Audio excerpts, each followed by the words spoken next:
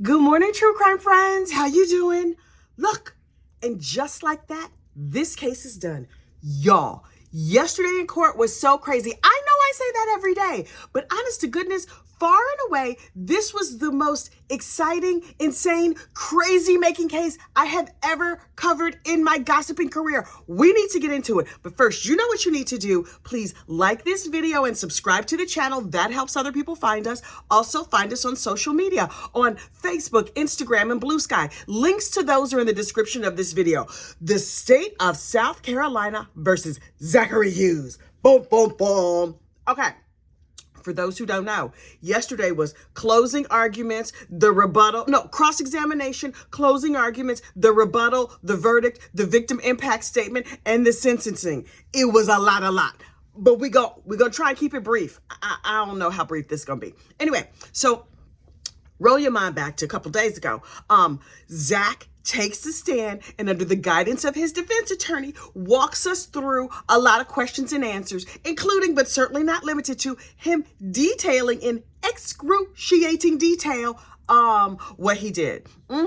He got up on the stand and was like, yes, I'm sitting here with excellent posture and a brilliant wave in my very ginger hair. And, I unfortunately unalived the heifer. And here's exactly how, why, here's all the details. Here's the things you got wrong. Yes, I absolutely did it. And then when his defense attorney was like, okay, let's explain, this part and this part. And he was just like, they want to contain me, and that does not feel right in my spirit. So I'm just going to shout out the things I'm not supposed to shout out. So he kept shouting out to the jury that Christina and her boyfriend, they were bad people. They were kitty diddlers. They were doing terrible things. He didn't even mention the buggery, the things about the kitties and the bunnies and the puppies and stuff that they was doing. They did nasty things to a whole lot of people. And Zack was like, so I did the only thing you could do. Her all up in her house. And I was like, oh my Lord, I've never seen anything like it in my life. And so I was like, okay, we have established that this is not a person who's not real good with rules and instructions. He follows like the spirit of the law, but not so much the letter of the law. Except for when it comes to that unfortunate unaliving thing. Clearly he missed that day in class. So the state was like, I'm gonna get up here and I have to cross-examine this man, but he's not real good with the rules. And so what could I possibly ask him? In truth, the state could have asked him questions all day long. And I thought to myself, state, you are out of your mind if you think you are going to give this man time and space and he's not going to tell all the nasty things about these people that he knows. Whether it makes a difference to this jury or not, I don't know. But he's not going to follow your rules. The state, in my opinion, pulled a brilliant move by asking only one question. And I was like, okay, state, give it to me. The state stood up and was just like, after you done unfortunately unalived the heifer, she's over there dead like a carp on the floor. When you dragged her through the bodily fluids and the rose petals and whatever else, did you drag her by her foot or did you drag her by her head? And he was like, I do not recall. And he sat there with his excellent posture. And the state was like, I rest. No more questions. Off with you. I mean, that's not what he said, but that's the spirit of what he said. And I was like, that was the most gangster thing I've ever seen. How long do you think they workshopped that question? You know, they was up all night. Walt, whatever his name is, Walt Whitman. Oh no, I think that dude makes samplers. Walt, whatever the solicitor's name is. I was just like, brilliant. It was brilliant. And so then everybody had to go back and talk and do whatever. And I was busy at work. So I was like, good, I could get some work done. I like this one question situation. And then it got me to thinking, to what degree will the local culture play a part in how this case is seen? Now, listen, I can sit in my house in New Jersey and be like, I think that obviously you're not supposed to unfortunately unalive people, but what you want, she was doing terrible things and you're not supposed to be a vigilante except for when you have to be a vigilante. You know what I'm saying? And so I was like, I don't know how the local people will see this. That's why local people try the cases and not me. Because, child, we sit on the internet and we try everything. Oh, we got thoughts, we got feelings. We can express them all freely and uninhibited. And then the state got up to do their closing. And I was like, okay, state, now this is where y'all gonna shine. I knew immediately the state was gonna do a really, really lovely job, because also Zach Hughes gave them everything that they needed. He confessed on the stand in graphic detail. Who knew that he was like, not only was he a piano savant, he was an unaliving savant. Yo, this boy needed a better hobby. Anyway, so, oh, my throat. Hang on.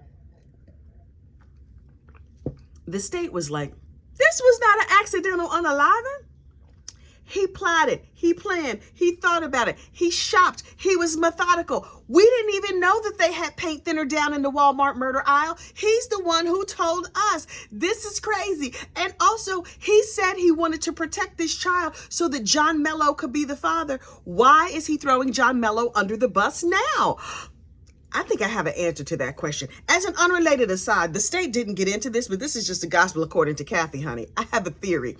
I think that Zack was like, okay, I did the right thing, and now John Mello was going to do right by me. But John Mello probably made him mad, and Zack was like, well, then I will no longer protect you. Because he's still, I told you he got a little bit of robot on his daddy's side. He's just very, very, very like legalistic and methodical about everything. So anyway, back to what the state said. The state said, Zack thinks he's a good dude. Again, I'm summarizing. But he was just like, he's not. Zack is lying to himself. He's not lying to me and you. He's lying to himself. And I thought, ooh, that is a very excellent point, state, because he kind of is. Although truth sees, I can see where Zack was coming from, right? I'm feeling you, dude. Just the way you chose to solve this problem. Maybe you should have crowdsourced that a little more. I'm just saying, because your regular friends, they was not going to tell you to go and, murk this lady, because that was bad. So the defense got up, and the defense was like, okay, y'all, I'm about to get up here. I'm about to give it my all. I know that this case is crazy, and if I win it, it's going to go down in the history books and stuff like that. But we gonna try some things. This is like experimental, so go with me.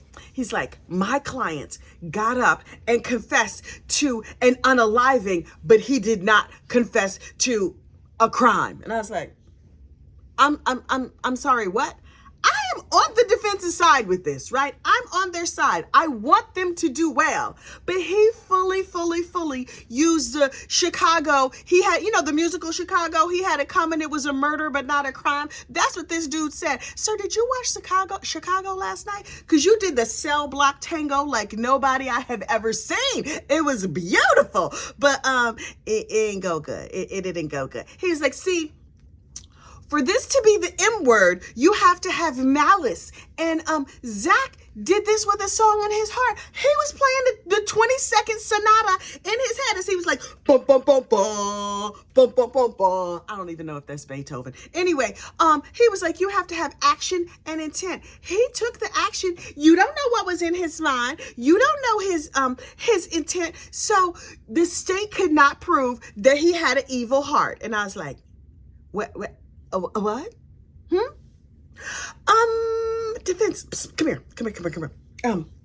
Between me and you, defense, I hear what you're trying to do, right? I get it. I understand. I don't think this gonna go good. But you know the local community better than I do. So maybe it's some people sitting up on the jury like, that is an excellent point.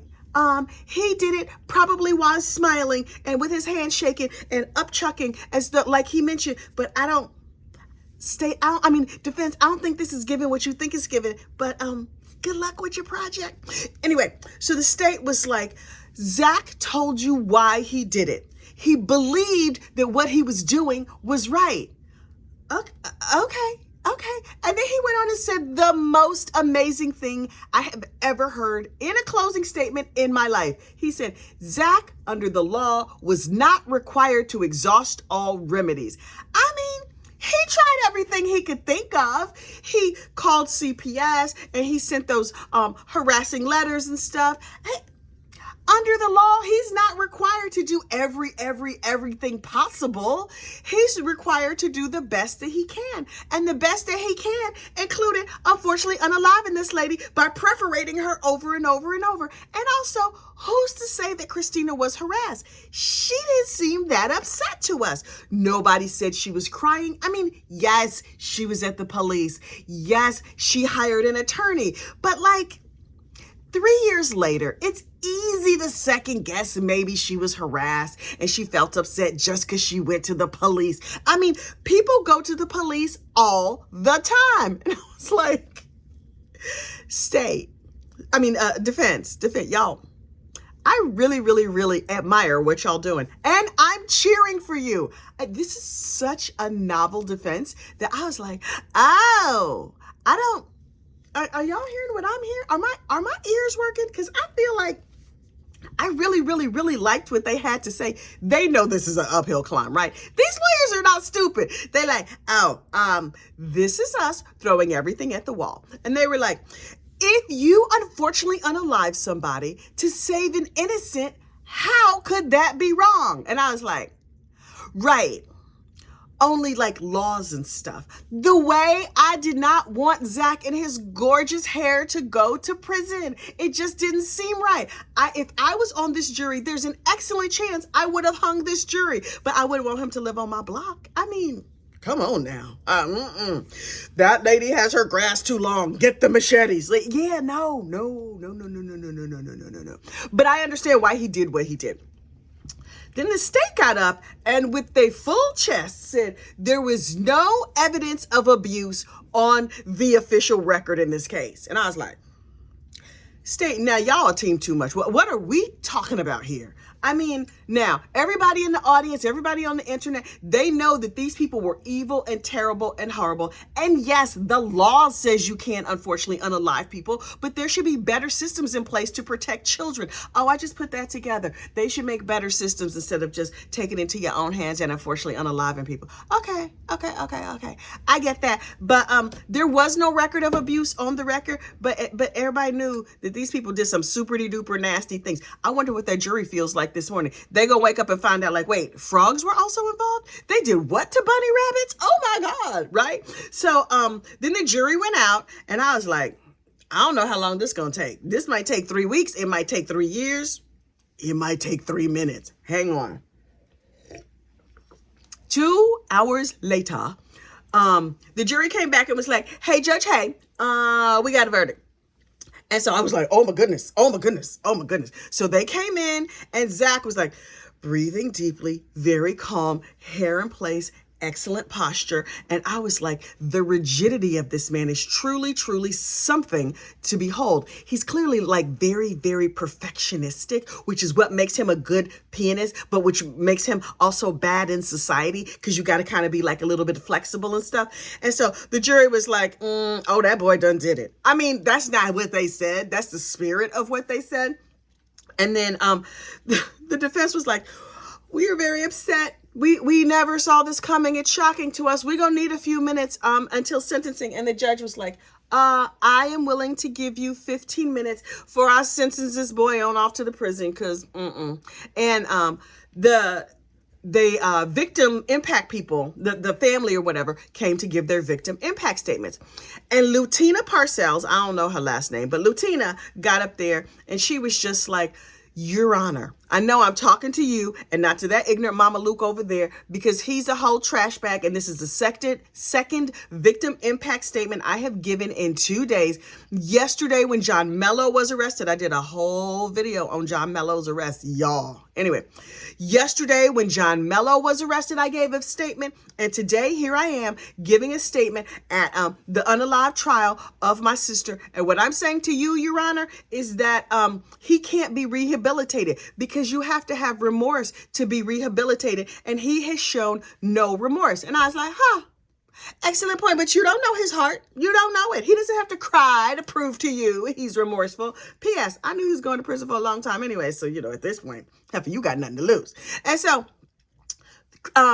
Lutina made a really interesting point. She said, all of these men used my sister. That is something that I absolutely agree with. She said, Bradley Post, John Mello, Zach Hughes, they all used my sister. And I was like, oh,